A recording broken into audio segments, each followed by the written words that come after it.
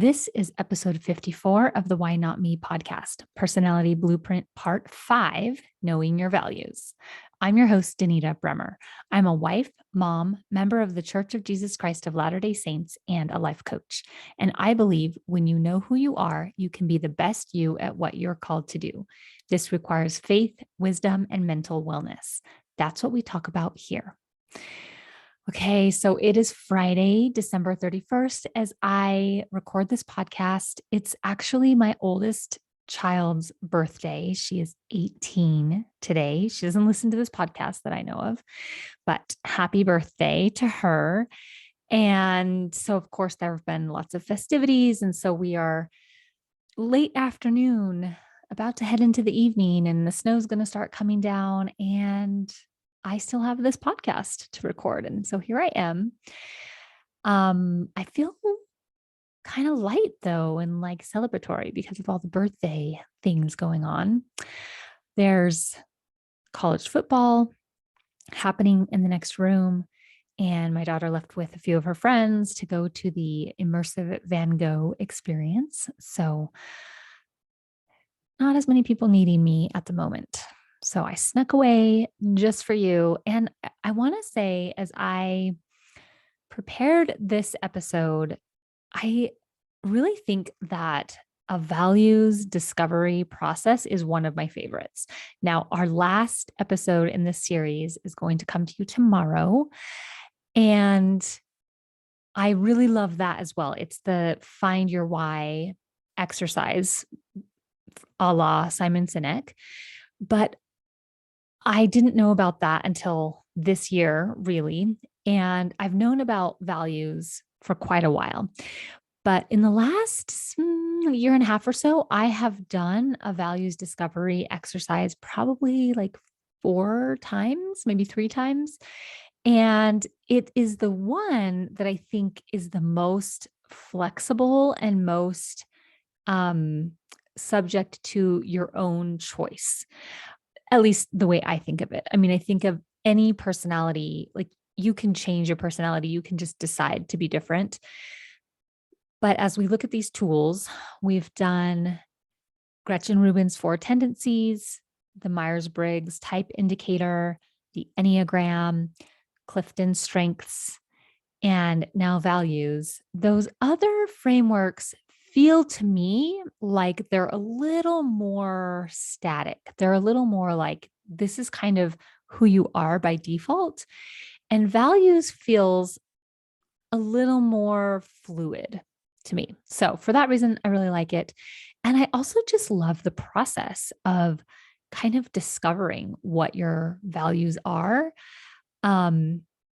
And I'm going to talk about that a little bit of how I have gone through that, what has been helpful to me. And it's not the only way, but I've kind of done a lot of different people's values discovery, values exercises, and I've taken bits and pieces of what I felt was kind of necessary and useful. And anything that I didn't think was necessary or useful, I just ignored it. So I kind of created my own values discovery process. And I do have a workbook that you can download. And if you download it, then you get onto my email list and you'll be the first to know about any upcoming offers I have surrounding this personality framework kind of stuff. I want to do something. I'm just not sure exactly what I'm going to do yet. So, first of all, let's just talk about what values are. Values are the guiding principles that give our lives meaning and determine kind of how we live. So this is one thing that I learned is that we are all living according to our values by kind of like subconscious. Our subconscious determines our behavior to some extent or another. And when we can bring that subconscious level into consciousness, then we can use it to more easily make decisions and guide our actions on a conscious level, right? And so I just think it's so useful to understand your values because then you understand yourself and your motivations and, kind of the underlying levels of what makes you tick. We see some overlap here because Enneagram, for example, is also about kind of your subconscious view of the world, view of other people, and what guides your actions. So, I mean, these aren't done in a vacuum, they're not totally separate. I just find it useful to do these 6 tools. And I may in the future add to this, although I haven't found any other frameworks that I've really put some time and effort into discovering and getting to know and understanding that have been as useful as these 6 tools have been for me. So, when we understand our values, we understand our own motivations, and we still get to decide who we are, who we want to be. But it's almost like pulling the curtain back on our own minds of like, oh, that's why I did that thing that way. It's because I have this value of whatever, fill in the blank. I did a kind of a quick Google search because I mean, I know I have my own reasons of why it's so useful to understand your values. But I thought it was interesting on Psychology Today. I found an article that listed like 9 reasons why you should know your values or something like that. And the first one was because it reduces stress. It said that there are actual studies that show like when you go into a stressful situation and you remind yourself of your values first, your stress levels actually go down. So I was like, whoa, I didn't even know that. That's pretty compelling. It also helps you make better decisions. Or I don't know that it helps you make better decisions. It probably does. But I think what knowing your values really does is help you make decisions that are more in line with you and who you want to be and what you want. Values help inspire better habits.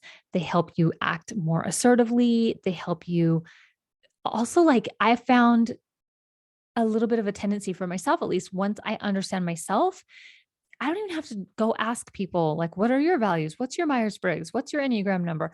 I just kind of have more of an intuitive sense of what other people are driven by as well. It's almost like it puts this little buffer of, I understand myself and what drives me and kind of like how I work.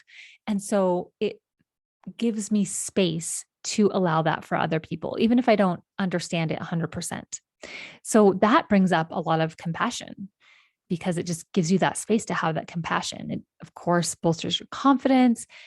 One thing on that Psychology Today article said it said it enhances intimacy, which I could see that when you're like confident in who you are, then you're more willing to be vulnerable and intimate with other people. Helps you find your purpose. That's like one of the top reasons I have loved understanding my values is I do think it is very much, I would say, an arrow in the direction of finding your purpose. It doesn't necessarily outline for sure black and white your purpose, but it points you in the right direction. And the one that I love the most is that it helps you develop a sense of self. We are all selves in the world trying to navigate and do things the best we know how. But again, it kind of, for me personally, it brings it back to this like whatever's happening on the subconscious level is becoming conscious. And so then we understand our sense of self in a conscious way. And it just, I don't know, it just drops resistance for me. And it makes it like so much easier for us, at least for me to understand in real time, like why I do the things I do. I have found that it has helped me uncover where I am following other people's kind of expectations or shoulds versus following my own path or my own desires. Knowing my own values has helped me see where it has just made it more clear when I'm doing something almost for the wrong reasons, or I'm doing something for someone else, not because that's who I am or that's what I want. And sometimes I'm fine with that, right? But sometimes that is something that's happening on a subconscious level. And then I get to decide, like, oh, do I still want to do that or not? Do I want to change the way that I'm doing that? For me personally, the sense of who I am without the shoulds and other people's ideas has been one of the biggest shifts in me understanding my values.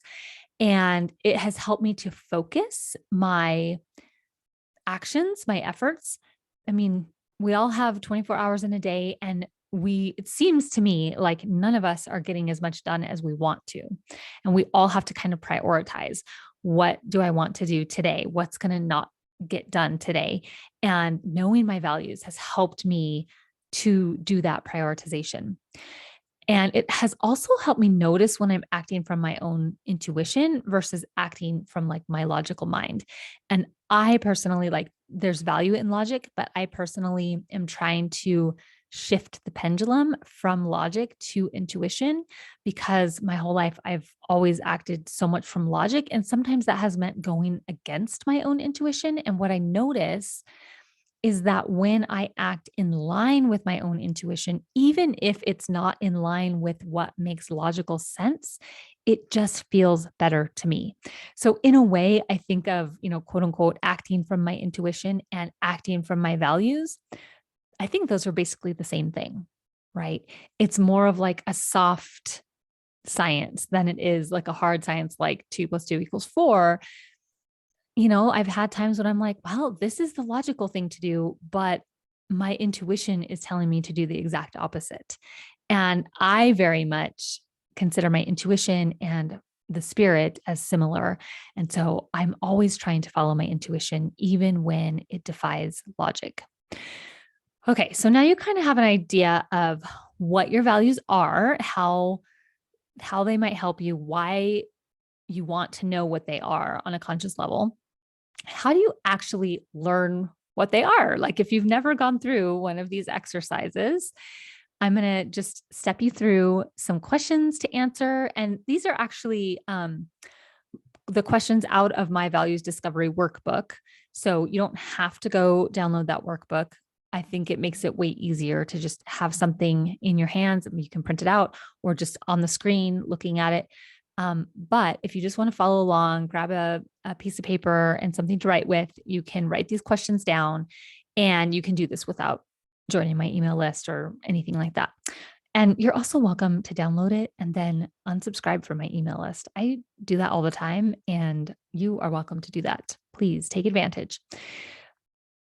So really, just to give a little bit of context, is these questions that I'm about to outline, they're like a primer for your brain. So we're answering the questions, but really what I want you to do is notice like patterns, notice things that come up over and over again. And those are going to point you to your values. So these questions are more of like a primer to get you thinking about things. And then what you do at the end is you just have like 2 pages of just words, right? Value words. And you just circle the ones that feel like they resonate to you. But once you've kind of been primed to think about who you are at your best, when you're feeling most satisfied or fulfilled or happiest, those kinds of things. So that's, the rough outline here. So the first question is, what do you love and why? This could be like hobbies or activities or topics like I love history or I love World War II, anything. It's very open-ended. What do you love and why? And the why part is actually really important because we can all love World War II topics, but for vastly different reasons. And the reasons are what's going to really help you understand your values. Similarly, question number 2 is, what do you desire and why? So this is a little bit different. And some of them might be overlapping, right? You might love something and desire something. And that's totally fine. Like, let this be repetitive if it needs to be repetitive. Some people are going to be all over the board, and some people are going to be really like focused in on a few things. And so there's no right or wrong way to do this. It's just whatever comes up for you. The question is just meant to be a little bit of a spark. The third question is, what is important to you and why? And I would say, I love it that this is the last day of the year. We're all kind of in this reflective mood. Reflect on your life, not even just your life this year, but just your life in general. What have you loved? What have you desired? What has been important to you? And do you notice any changes over time? That might be kind of an interesting exercise. Question number 4 is, when were you the happiest? Right? So think about times in your life when you felt the happiest. Try to think of at least one, but the more you can think of here, the more you're going to notice patterns and redundancies, and that's going to be really useful. And as kind of a question 4B here, what contributed to that happiness? Like, why? It's the why question again, right? When were you the happiest? What were you doing? What were you thinking? Who were you with? Um, does it have to do with like a hobby or a skill or a job or anything like that, right? Just like, what were the contributing factors? Number 5 is, when were you the most proud? And then again, why or what contributed to that pride? And I really want to be careful here. Pride tends to be a trigger word for a lot of people because, at least in a Christian sense, we can think that it is, unrighteous to be prideful. But this is not the kind of pride that says, like, I'm better than you, you're not as good as me kind of pride. This is the pride of like the feeling of like, I did that. I accomplished something. I created something. I personally think that that kind of pride is very righteous. And probably out of all of these questions is the one or one of the top 2 that really points to our values. What makes you proud? I personally have a hard time answering that question. I don't tend to let myself feel proud of myself very often. And, there are a lot of different reasons for this, maybe a whole podcast episode in and of itself. But in the last couple of years, I've really worked on allowing myself to feel that sense of pride in self. And it's been so fascinating. I've told the story before on the podcast, but I created a habit of flossing my teeth every night. Now, do I floss my teeth absolutely every night? No. There are times when I wake up and I go, oh, I think I forgot to floss my teeth last night. But it's usually a time when like we're super busy or we're going to bed really late or I'm really tired or not feeling well. Some extraneous circumstances are happening, and it's pretty rare. It's probably about, I don't know, once a month, if that.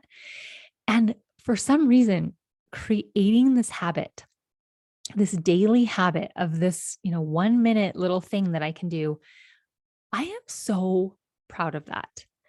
And I think it just really highlights how like consistency is not necessarily my strong suit. I think it comes from, when I think of my strengths, my top strength is learner. And so I kind of dive deep into something and I learn about it and I'm like really into it for a long time. And then I feel like I've exhausted all that I can learn or all I want to learn about that topic. And then I move on. And so in the past, I have hopped from thing to thing.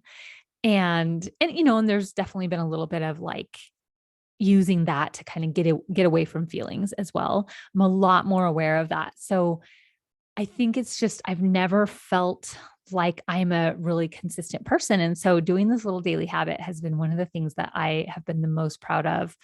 That is like me, 100% me. It's not like I'm so proud of my kids or my husband. Like that tends to be the other thing that I am proud of, is like other people, or that like we together accomplished something, but there aren't very many things that's like just me. So I'm pretty proud of this podcast. I have a lot of thoughts about it, that it's like not always very good. And, but it's B- work. And I have been fairly consistent. There have been a couple times when I didn't do a podcast, but overall it has been almost a year and I've done it pretty much every week. And so those are the things that I tend to be the most proud of. And I would have to dig a little deeper to figure out like why. Why does that make me proud? What is the contributing factors?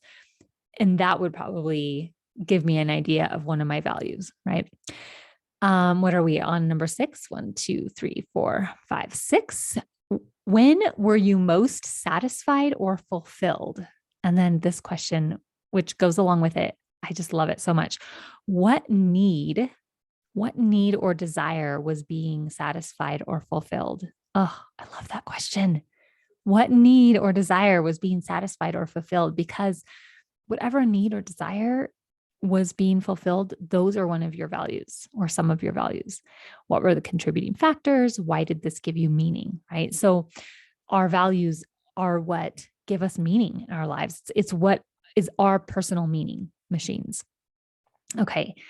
Number 7 is not a question, but a little bit of an exercise. It's list 3 people you admire and the qualities about them that cause you to admire them. And this is the one that I find really interesting because whatever qualities you find in someone else that you really admire, those qualities either already exist in you or the potential for them exists in you. And I just love thinking about that because we are in a comparison world. It's impossible to not compare ourselves to other people. We can notice it and we can drop it when we notice it, but it's just human nature to compare. And so I love using that human nature to get something good out of it, right? To think about, oh, I admire, a coach of mine or my grandmother or my husband or my kid, right? I admire all kinds of people for all different reasons. And I love thinking that the things that I see in them, I have to have some kind of potential in me, or else I wouldn't see it in them. Right. So maybe I'll turn that into a whole new episode as well, because I could go a little bit deeper there. Okay. So those are all the questions. And then the next part is to just reflect on how you've answered those questions and just write down any patterns you've noticed or anything that you notice at all. It doesn't even have to be a pattern, but anything that has been intriguing or just noteworthy in any way to you. Maybe something that you never thought of before. And then this is a part I can't really go over on a podcast. But then there's in the workbook, there's 2 full pages. There's like 200 words, acceptance, accomplishment, accountability, accuracy, courage, courtesy, creation. I'm just kind of jumping around here. Harmony, health, honesty, honor, hope. They're alphabetical. Satisfaction, security, self-reliance, trustworthy, truth, understanding, uniqueness, unity, right? And what you do with having kind of primed your mind a little bit here, and you've already sort of noticed some patterns, you go through, and I recommend that you do this as quickly as possible, and you just circle the words that feel like they resonate to you. The tricky part is going to be that sometimes things are going to resonate because they truly resonate, because that's like truly you. And sometimes they're going to resonate because you think you should value those things. So we have to have a little bit of an awareness around that. And another option, if you don't want to go through the workbook or answer all of these questions, there's a website that I got from a coach friend of mine. Shout out to Kim Job. She's amazing, by the way.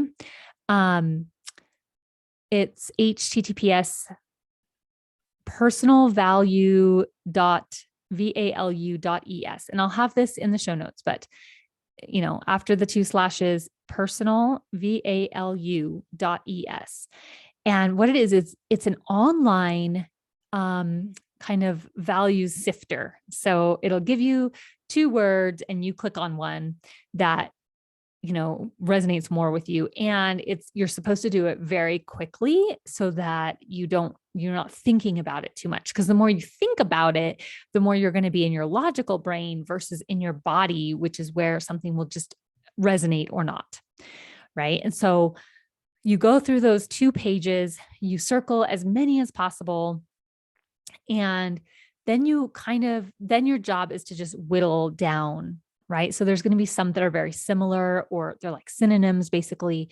So you cross out anything that either doesn't resonate as strongly for you the second time through, or that is a duplicate or a similarity or a synonym. Right. So ideally, as you let yourself circle as many as possible, and then you just go through and go, oh, well, now that I've been through the whole list, this one, I just know that one's just not as important. Right.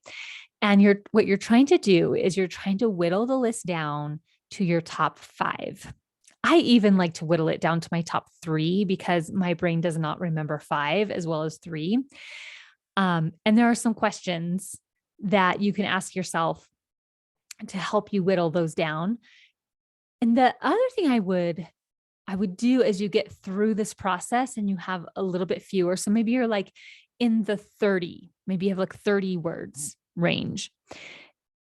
Slow it down. And for each word, ask yourself, do I really value this? Or do I think I should value this? Did like my mom value this, or my grandmother, or a teacher, or, somebody important in my life? Because there's a difference. There's a difference between something you yourself actually value and things that you think you should value. So here's an example. When I went through this value exercise, I don't know, maybe 6 months ago, I went through and I noticed the word love. And I was like, yeah, that should be one of my values. But I kind of paused because I sort of heard that, like that should. And I went, but do I really value love? And I didn't. Like, I don't, as a value, love is not high up on my list, even though it feels like it should be. Like, what Christian woman doesn't value love, right? And what I noticed is that love is just not the word that really resonates with me. And if you've listened to me for any length of time, you've heard me say words matter, right? We can think of love, we can think of connection, we can think of relationship. Like, there are several different ways we can speak this value. When I speak this value, to me, it comes across as connection. It doesn't come out as love. Like, that's not the word that really resonates. So that's why I encourage you to kind of slow the process down and like really feel in your body, like say the word or think the word love, love. And does anything happen in your body? And if nothing happens in your body, then it probably isn't a word that you resonate with. Now, if I say the word authenticity, things shift in my body. My body goes like, yes. It gives me this little like, And authenticity is my top value. And it has been over the last year and a half. I've done several of these exercises. It always is way up there. Right. And I always like have like almost like a visceral reaction to it. So those are some questions. I'm going to actually tell you a few more questions. And I got this idea from my friend, Kim Job. If you want to learn more about her, she's actually enrolling one of her programs right now. It's called Soul Stories, and it's amazing. I think you can just go to kimjob.com, KIMJOB.com. I will find the link in the show notes because I'm not sure what exactly it is, but I will include it because she really is amazing. She is a storehouse of knowledge, and she's the one that taught me this exercise. If you're having a hard time whittling down your values, I have come up with 7 questions. So this is going to work best if you have 14 values. Now, for me, it was easy for me to whittle down to like 8 or something. So I only needed 4 of these questions to help me whittle down to like 3, right? So really what happens is you have to pay, you'll see in the questions, but you have to pay with a value to be able to do things. So the questions are like this. Imagine that I have a magic wand. It's a values wand, and it's going to help you see what your true top values are. So the first question is, think of a time that you really hurt someone and you feel bad about it. You wish you could go back. Well, the wand will allow you to go back and to make it right, to either redo it or whatever. But in order to do that, you have to give up one of your values. Which do you give up? And maybe you can use these questions, like if there are multiple ones that you would give up, then that will make the process go faster. Here's another one. There's a life decision you want, like a certain amount of money in your business, or maybe you want to get married, or, something that you want in your life, and you can get it guaranteed, but you have to pay with a value. So what value will you give up to get that thing that you want for your life?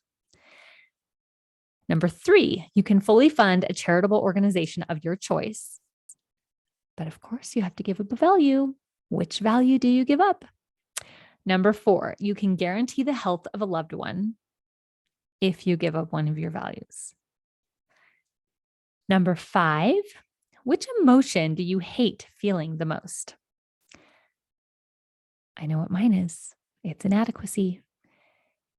You can guarantee you'll never feel this emotion ever again in your life if you give up a value. And then here are a couple that I came up with myself.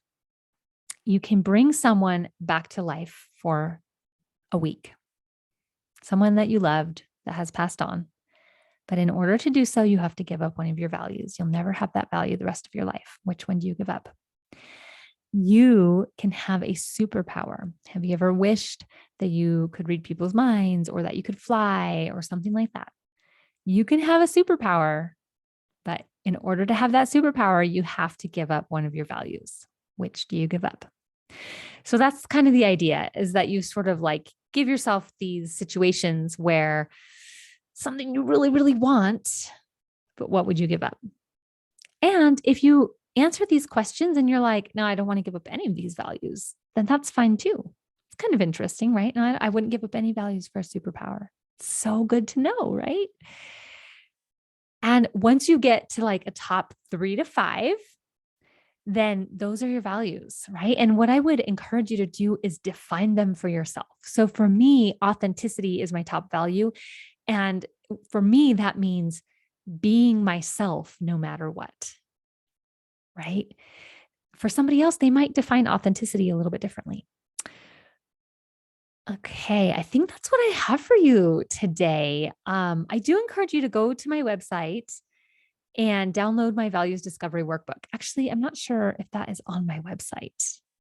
I think you're just going to have to go to the show notes and I will make sure to include that link. And if you go to danitabremmer.com/podcast, you can go to the page for this podcast and I will have it in there. And so download my little workbook. It's like 5 pages or so. It's not long. And you'll be added to my email list, which means that you kind of get the inside scoop on first opportunities, for things that I'm doing. And like I keep saying, I'm going to do something with these personality frameworks. I just haven't quite decided if I'm going to offer it as like a small group or one-on-one, or maybe turn it into a course or a workbook of some kind. But if you want to know about it, if you're interested when I finally do hammer out all those details, join my email list and you will get to know, because you can definitely follow me on social media, but because of the algorithm, there's no guarantee that you'll see those posts that I post when I include that information. And then I really like, if you do already know that you want to work with me, then just hop on a free session. Let's talk about it. Okay, that's enough for now. And so are you, as usual. If this episode made you think about yourself or others in any way, would you please give it a rating and a review? And if you want to truly do the work of being the best you at what you do, go to danitabremmer.com to schedule a free session with me. Until next time, go be you and follow your values.